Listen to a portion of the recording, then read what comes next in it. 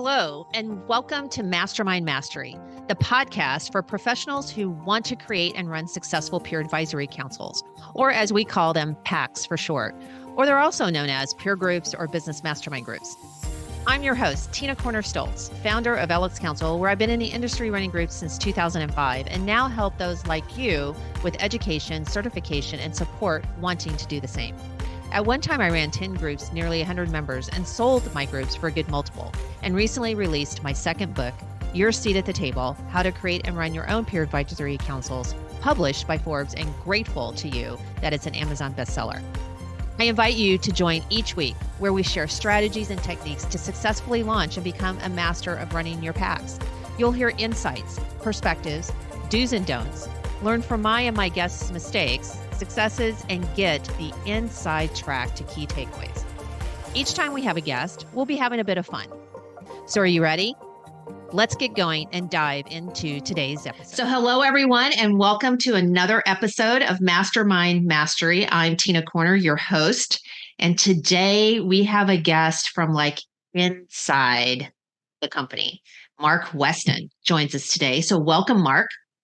Thank you, Tina, for having me. Appreciate it. Absolutely. Yes. And so the topic today is about retreats, but a very specific type of retreat. And it's one for senior leaders, senior executives. So not the CEO or the business owner at the table, someone within the firm in a leadership position. And I believe that this is a great topic to talk about as we get into the year, because it is something that as you plan for your groups going into the year, this is something to always keep on your mind. If you're not doing a retreat, kind of why and what does a retreat even mean, as well as when and when not to do it. How do you let it evolve? How do you push it or not? But we're going to hear from Mark today how a group that he has been running for years evolved into doing retreats as an added value add of their membership. And so I'm excited today for him to share his insights, kind of how it naturally happened, and a little bit about their agenda, their format with it, and some of the nuances that if you're running groups, you're going to want to know. So let's get started with that. And so Mark has been running groups underneath kind of the Alex Council umbrella since 2017. We were just talking about that. Yep. And so it feels longer, which is, I think, a positive. Doesn't it? Yeah, it does. Absolutely. Yeah. Yes. So can you tell our audience, our listeners today, a little bit about the type of groups that you're running? Right now, I am running a group of senior executives in their companies. I always like to say, what is a senior executive? Probably somebody that sits at that table that can help make the decisions in the company. Would be somebody that would qualify as a senior leader. It's not always about the title. It's about what role and function they're and what voice they have with the CEO. And that's the people that we have. We started this as an in-person group before COVID.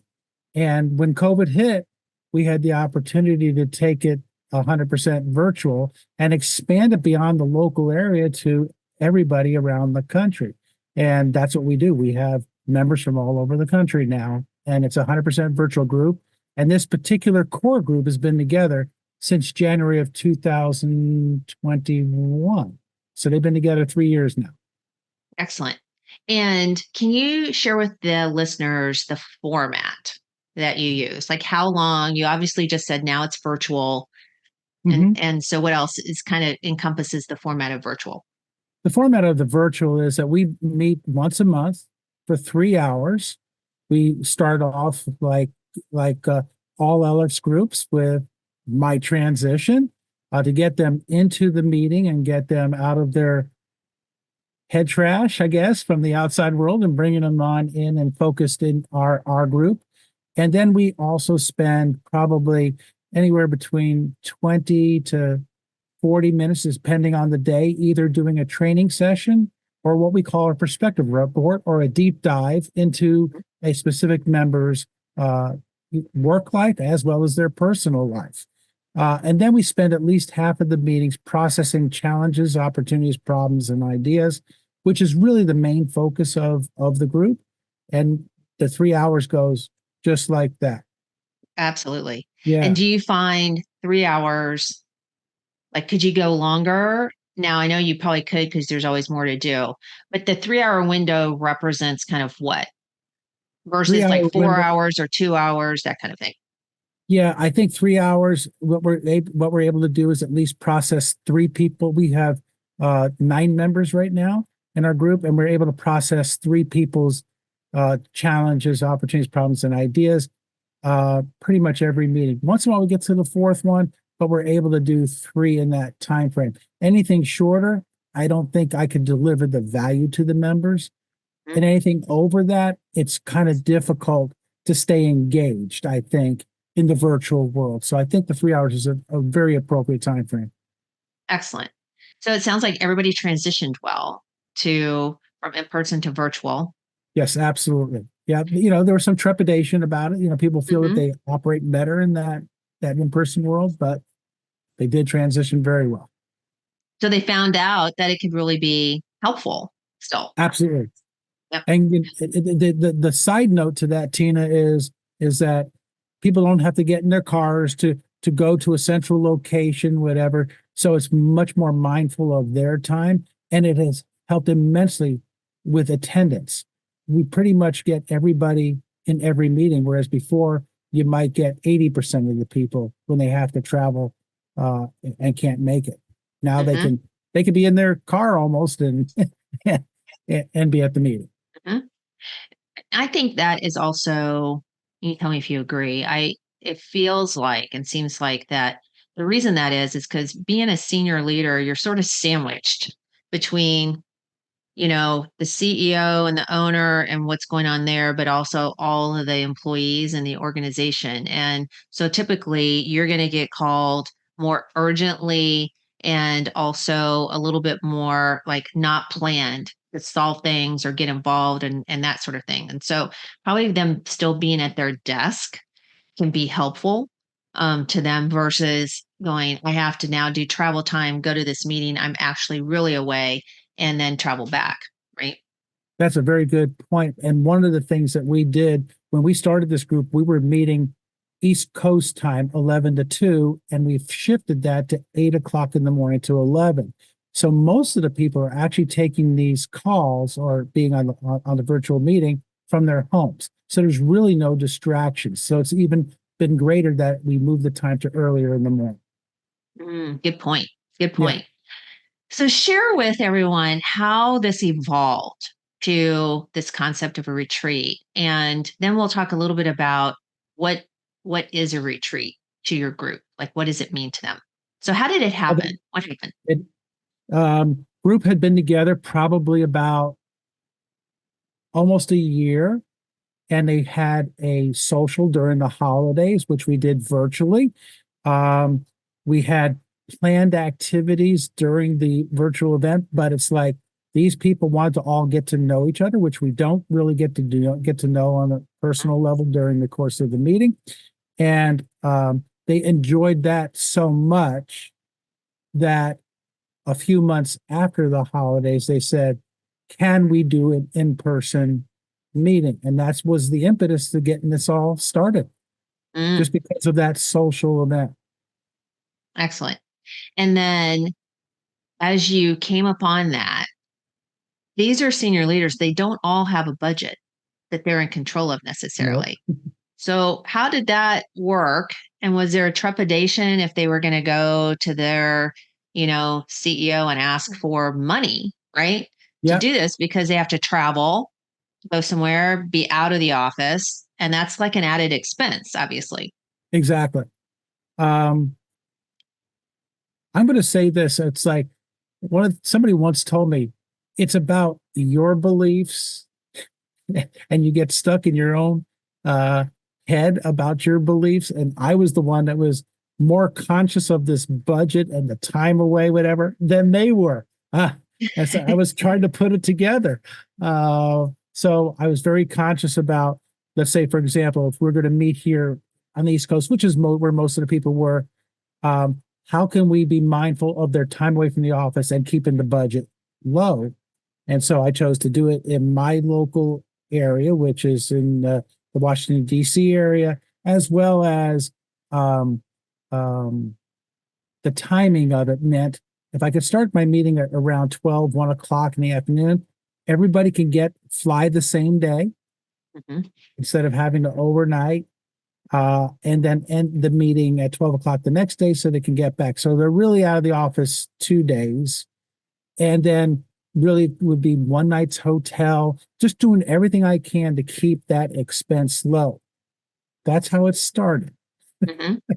And then what happened? And and then, so what I found out is that their CEOs were extremely supportive of them getting together. They see the value that they're getting, not only out of the virtual meetings, but what the takeaways were from the in-person meetings. It has evolved now where um, I guess the end of the story is that they now want it to be a day and a half meeting instead Mhm. of just really a 24-hour time slot. I can get into that if you want, now and Yes. how this all evolved. But really, what happened is that we had our first meeting in November of 2022, and really, what they found is that they got more out of the time at the bar that evening and spent 4 hours in the bar closing it down. Where, if you want to call it, they were processing their own copies, Right. and helping each other out at the bar. Um, so that was a big bonding moment. And then when we did it again in April of 23, again, some of the same scenario, but this time people were coming in a day early because they wanted to have dinner together. Ah. We had more bonding moments. Mhm. Same thing happened in the November meeting that we just had down in Tampa. Almost everybody came in the night before. And so what people were doing is, yes, they were probably working the next morning before we started the meeting because we can all work virtually today. And at the end of that particular meeting, they said, you know, we really need more time in the meeting. And since we're coming in the night before anyways, as a natural thing, let's go start it in the morning and go Mhm. for really a day and a half. Yeah. So that's how this whole thing has evolved. And they really feel that they get a lot out of these in-person meetings. And And that's why it's a it's a retreat, because it's meeting and personal. mhm. And there's so many kind of probably definitions that people use for retreat.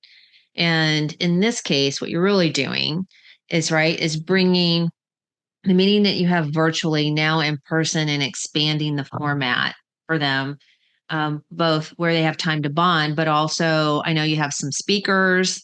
Yeah, Typically, they can do some deep dives and also just really probably process more strategic copies because you have a little more time in that in person creates more questions and which enhances that whole experience, right? yeah.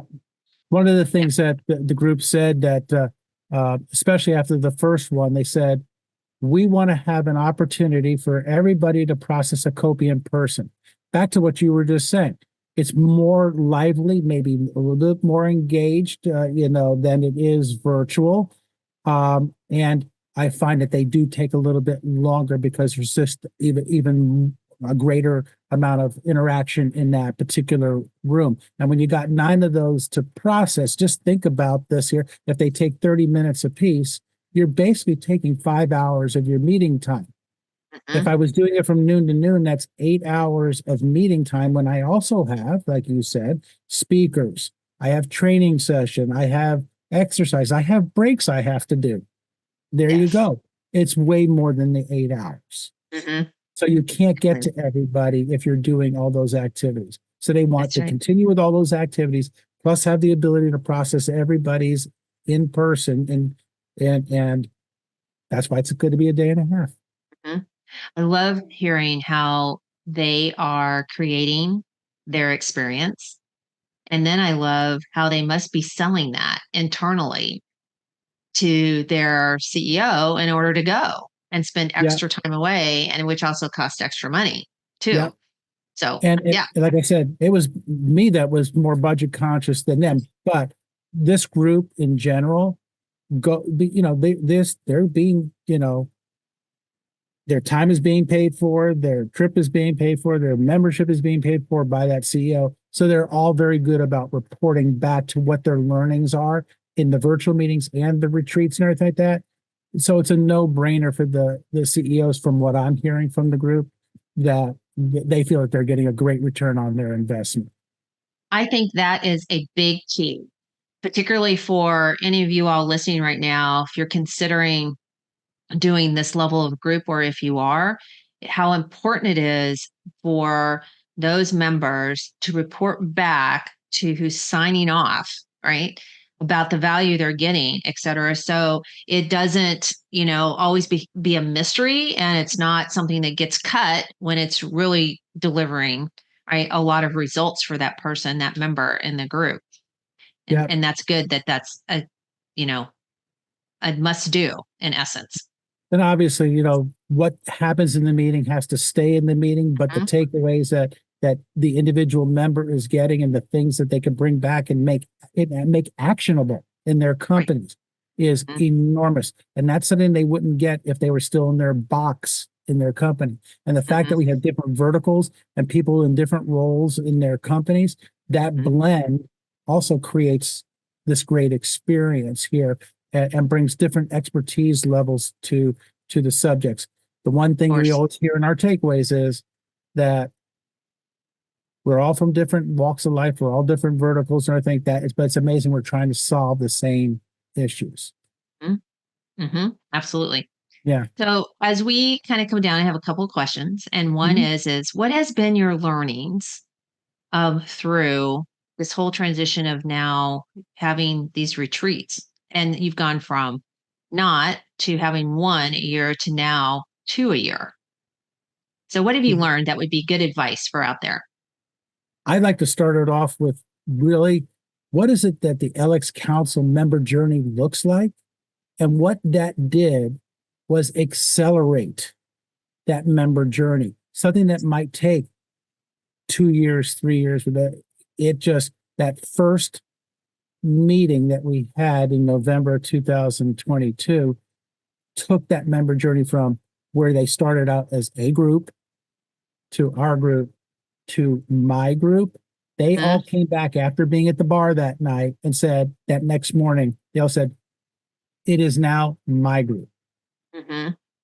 And Which is there, priceless. and that was the priceless moment. And Hmm. and that's how I knew that the retreats were working. And that was the greatest learning here is, it's one thing to do the virtual groups, but it's still, like everything else in this world, doesn't take the place of being in person.